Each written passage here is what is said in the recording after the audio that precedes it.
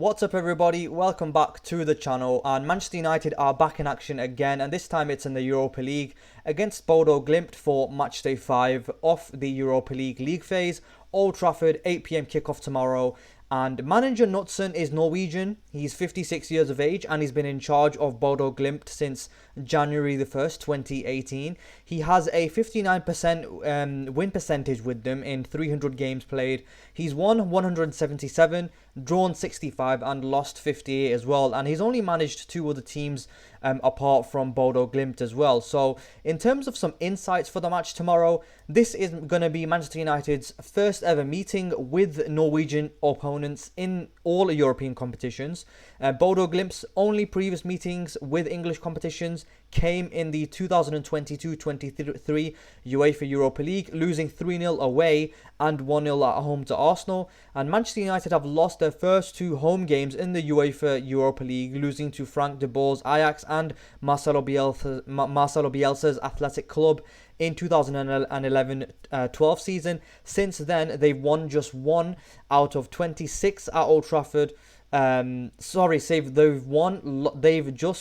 lost to just one, out of 26 at Old Trafford in the competition. So winning 19 games, drawing 6 and losing 1 out of the 26. That's a really good record for United in the Europa League since losing in the 2011-12 season. So yeah, Bruno Fernandes has also been involved in 11 goals in 13 Europa League appearances at Old Trafford for Manchester United, scoring 4 and assisting 7.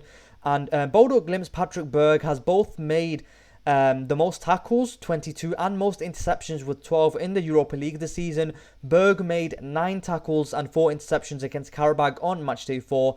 The first player to post both numbers in a single Europa League game since Diego Laxalt in October 2020 for Celtic versus Lille. So in terms of form this season for Bodo Glimt, they are coming away with a win in their last league match against Odd. I think that's how you say their name. I'm not quite sure. But before that, they did draw in the league to Fredrikstad. I think that's how you say the name. Then they drew to Molde as well, and then they lost to Rosenborg, and then they also drew to Tromsø in the league as well. However, they are sitting top of the league at the moment in the Norwegian league. The Norwegian league actually starts in April and then it finishes in December, something which I didn't know. So you learn something new every day. I'm not kind of familiar with the Norwegian league, I'm not familiar with. I don't watch that much football outside Manchester United because I don't have that much time on my hands to do so. But big games do come up in other leagues and I like to keep involved in them, so I watch the highlights and stuff. But in terms of the Norwegian league and other non-major European leagues, I don't really know too much about them, so I'm pretty surprised that the Norwegian league actually ends in December. Their last league game, Bodo Glimt's last league game, is on the 1st of December as well, and they are currently top of the league. Bodo Glimt, they've played 29 matches, they've won 17, drawn 8, lost 4, they've scored 66 goals, they've conceded 29 and have a plus 37 goal difference. They have a total of 59 points as well. They are 1 point ahead of Brann, who are in second place as well. So yeah, in terms of opposition team news, there is talk of Knutsen resting some of his players as the Norwegian champions have a hugely important Eliteserien game on Sunday. I think that's how you say the league's name. I'm not quite sure. Maybe, sorry if I butchered it. But if Bodo Glimt beat Lillestrøm, they will claim a 4th title in 5 years, and that looming fixture could have an impact on team selection, even for their first ever trip to Old Trafford as well. So let's have a look at their lineup.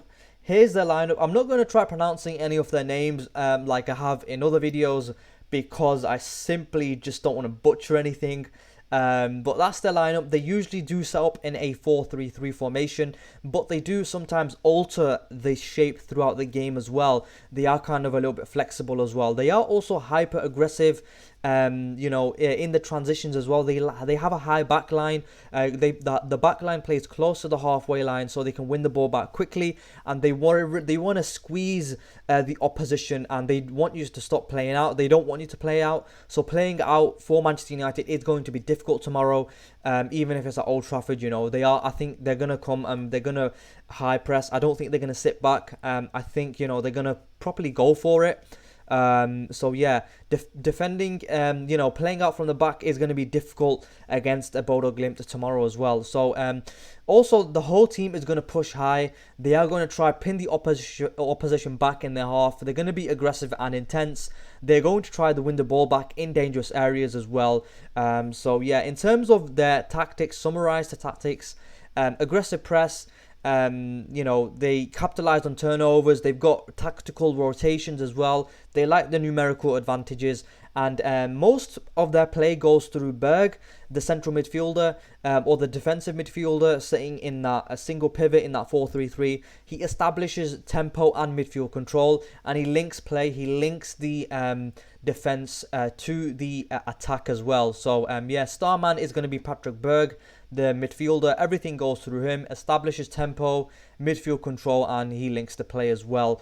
He's a disruptor with the ball and an orchestrator with it. So if we can stop him, then I think we do have a good chance of kind of nullifying Bodo Glimt tomorrow. So yeah, in terms of Manchester United though, let's have a little chat about Man United. Last game we did draw, unfortunately, to Ipswich Town away from home, and it was a poor result in my opinion. Ipswich Town, they're like 19th in the league. They've literally only had one league win before. Obviously they didn't win against United, but we did end up dropping 2 points, or one could even argue that Ipswich dropped 2 points against us, because Ipswich probably deserved to win the game overall in terms of chances created, XG, and how poor United were going forward as well. We lacked that cutting edge. Too much side-to-side passing between the centre-backs as well. And when we did win the ball back in dangerous areas, we kind of gave it away too easily, and there wasn't much link-up play between Bruno, Rashford, and Garnacho. I think Rashford and Garnacho were particularly poor, in my opinion. Bruno was okay. He did create a couple of chances, and he was quite involved in the play as well. So I'm not gonna kind of criticize Bruno like I have been in previous matches, because since this when the season's kicked off, he hasn't been particularly well, in my opinion. But I'd say in the last month he has picked it up. But Rashford and Garnacho, in my opinion, they haven't simply been good enough. So yeah, in terms of going forward, we weren't good enough. Defensively though, I do think that we were okay. There are times whereby the Ipswich did beat our press, and they were running at our back five or our back three as well, and they did have a couple of chances created as well. So Onana basically did save us, I think. Onana made a couple of really good saves to keep the game at 1-1, and I don't really think that we offered too much threat going forward for us to kind of be wary and be kind of what's the word I'm looking for? Basically we didn't deserve to win the game with the chances that we had, that we were not creating. We weren't creating enough chances to come away with the 3 points. And I think Ipswich, on the balance of play, on XG, chances created, Ipswich did deserve to win the game. So I think we were very fortunate to come away with a point as well. So yeah, that's the Ipswich game summarised.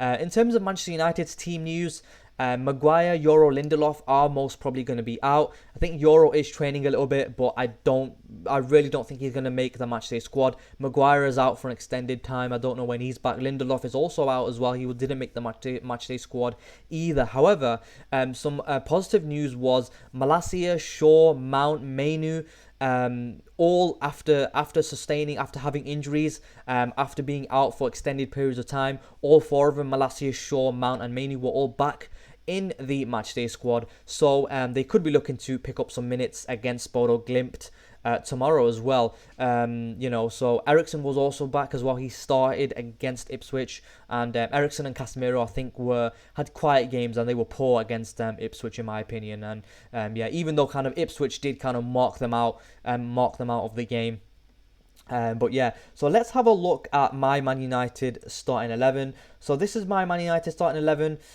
So I've gone with Onana and net, and simply because I think Bodo Glimt are a different type of opposition. In the Europa League, I think they're a decent side. Um, I think previously I did have Bayinde starting in the League Cup and the Europa League, but I think Onana is going to be starting this one. Mazraoui, Dele and Martinez, I'm putting him into my starting 11 because even though he has been out for a couple of games, I don't think he lacks that match fitness, and I think he can come straight back into the starting 11. Then I've gone with Dalot at right back. I've gone with Casemiro and Ugarte in the middle. Then I've gone with Shaw at left back, and it has to be. I have to make a point here in terms of the wing backs. Usually, Amorim does like to play with inverted fullbacks, so I'm not sure if we are ever going to see right-sided fullbacks under Amorim. So, but I've just gone with this because this is what I would like to see. Possibly maybe switch Shaw to right back and then maybe put Dalot at left back. But I think that's a little bit unnatural for Luke Shaw. He's never really played right back in his life, if I'm not mistaken. So that's what I've gone for. And the reason why I've gone for that is because I want to see Ahmad in the number 10 position, or the right inside 10 position. So that's why I've gone. Ahmad is in my starting 11 with Bruno Fernandes, and then finally Højlund up front. So yeah, Ahmad, I really want to see him in that inside 10 position. I really want to see him further forward. I think he's wasted at right wing, and I think he's got a lot more potential. He can provide a lot more attacking output when he's given that freedom to go forward and play higher up the pitch. And even though he was probably Man United's best player against Ipswich, and he has been on form the past couple of games as well, even under Ruud van Nistelrooy, he has played really well, picked up a couple of goals, picked up a couple of assists, and he's played really well the last couple of games. And I think that he has been probably our best attacker the past couple of games as well. I think overall, probably if we're looking at the season as a whole, since the start of the season, I think Ahmad probably has been our best attacking player. And people may say Garnacho because of his goals and assists, but I think Garnacho's GA is very inflated due to them 2 League Cup games against flipping Barnsley and Leicester City's B team. So, even though we did win both their games, which is good, you want to be progressing into cup competitions. I think Garnacho's GA is slightly, actually it's quite inflated in my opinion. So yeah, I do think Ahmad has been our best attacker this season, so I really want to see him further forward as well. Possibly, I did think about putting Anthony at right wing back, but Anthony's not even a footballer, so I don't even know why that thought came into my mind. Nah, I'm just joking. But there could be a case for Anthony being played at right wing back. I'm not sure if Ruben Amorim does rate him as a player. But like I did mention in previously that, I'm going to judge Amorim on how he rates Garnacho. So Amorim did start Garnacho in his first game, so I'm not sure how I'm feeling about that. But yeah, so that's my starting 11 for Bodo Glimt as well. Maybe possibly I did also think about putting Bruno into that double pivot. I don't think that would be the worst shout in the world, because how Ruben Amorim likes to play is that he likes to, when building out, he likes to switch to that 4-2-2 formation, and that's where the centre back kind of pushes into the double pivot, and then one central midfielder from the pivot, that central midfielder pushes up to make that 2 with one of the number 10s. So then you've got a 4-4, you've got a proper 4-2-2 formation. The wing backs go high and wide to try stretch the pitch as much as possible. And so yeah, it can be also argued that we could see a midfield of Ugarte and Bruno. I think we saw that at the end against Ipswich, where Bruno was in that pivot with Ugarte as well, and Ruben Amorim did really go for the win by putting Bruno in that pivot, but unfortunately we couldn't get over the line as well. In terms of like Ipswich, even the substitutes really didn't make a difference as well. I don't think Xerxes was particularly great when he came on. I thought he was poor, so I wouldn't expect him to start. I think Højlund offered more in the couple of minutes. I think he was on for 20, 25 minutes or whatever. I think he offered more than Rashford did for the majority of time that Rashford was on the pitch. Rashford was on the pitch for about 55, 60 minutes, I think. So yeah, I do think that Højlund, if we can get chances into him, I do think that Højlund can kind of score a lot of goals for us if we can, get the ball into him and get him finishing. I think that's like the main problem that we have. We're not creating enough. And we're looking a little bit lackluster going forward, and in the final third, our decision making isn't good enough. So yeah, how do you beat Bodo Glimt? Well, like I mentioned previously, pace, power, strength, unpredictability. Of course, they're the four kind of standard things that you need to go for. The 4 points. But intensity, midfield battle, gonna want to dominate that midfield. I think against Ipswich, Eriksen and Casemiro were kind of bypassed. They were kind of surrounded by that pentagon shape that Ipswich made with their 3 forwards and their 2 kind of central midfielders. And maybe have a little bit of a staggered midfield when you're kind of building up from the high build-up phase, whereby you have one midfielder from the pivot kind of drop back slightly and then one goes a little bit forward, so you've got a staggered pivot. Then you can play bounce passes into them, and then you can kind of open up and the pitch, not open up the pitch, but what I mean to say is kind of move around the kind of defensive shape that the opposition is in. If you've got that pivot, I think Casemiro and Eriksen didn't show enough for the ball against Ipswich, so we really do need to see whoever starts in that pivot. They're gonna want to have to show for the ball even under pressure, take it and then play a quick 1-2, get it out of your feet, because you're going to be under pressure as well. So yeah, midfield battle is going to be the kind of turning point with regards to if Man United are going to be kind of coming out on top this game. So dominate that midfield, confidence on the ball, exploit the fullbacks as well. I think Bodo Glimt are going to come and attempt to high press. They are going to leave the fullbacks high. They are going to push the fullbacks forward and leave space in behind as well.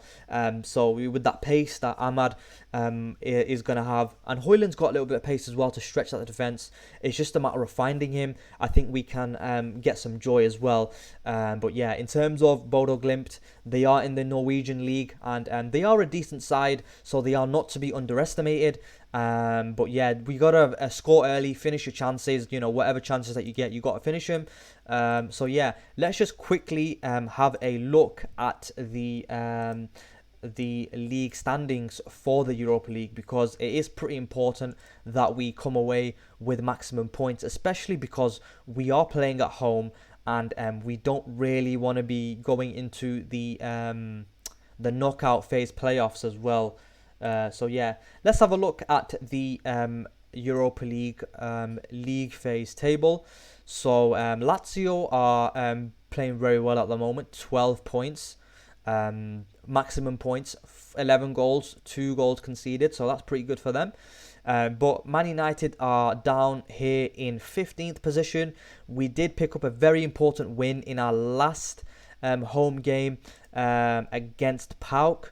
So another home win tomorrow against Glimt, and we would be looking pretty well for definitely finishing inside the knockout phase playoff positions. But what we really want to be doing is we really want to be going straight into the round of 16, because we don't want to be playing extra games. Very long season, fatigue. Players are already playing too many games with international breaks here, there and everywhere.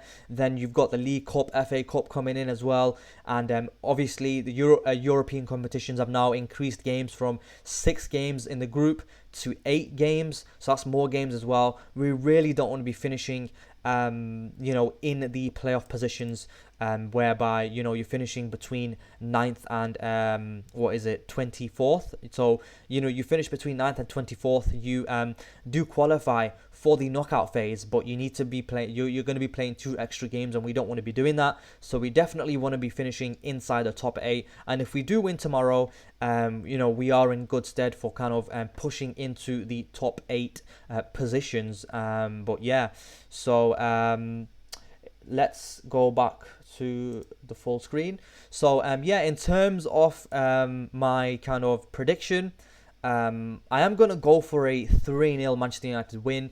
I did go for a win against Ipswich. I went for a very emphatic win and I was let down, unfortunately. But I'm fully expecting us to win because I do think that we're going to have more quality than Bodo Glimt. And I think Bodo Glimt are going to come and want to play against us. I think they're going to high press. I think they're going to try win the ball back in dangerous areas. I think they're going to leave gaps. And I think Man United are going to exploit them gaps as well. So I'm going for Ahmad to score 2 and Bruno to score 1. Anyway, that's it from me. If you enjoyed this preview, leave a like, comment and subscribe. And I'll catch you in the next one.